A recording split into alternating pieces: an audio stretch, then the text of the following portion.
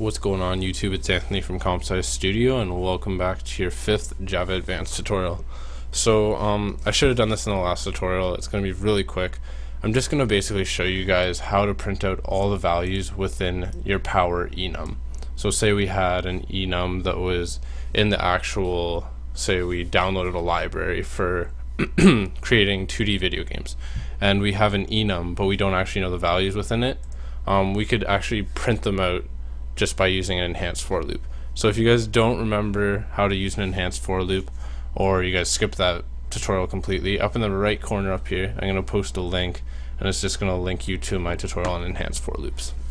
So if you guys are still here, let's start creating our enhanced for loop. So to do this we use the keyword for, and then inside for we're going to create a temporary variable for our Power Enum.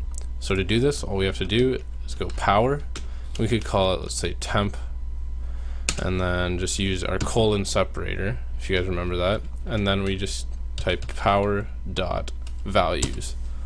So basically what's going on here, and end off with the curly braces of course, what's going on here, we created a for loop, an enhanced for loop, and we created a temporary variable to store our values from our Power Enum.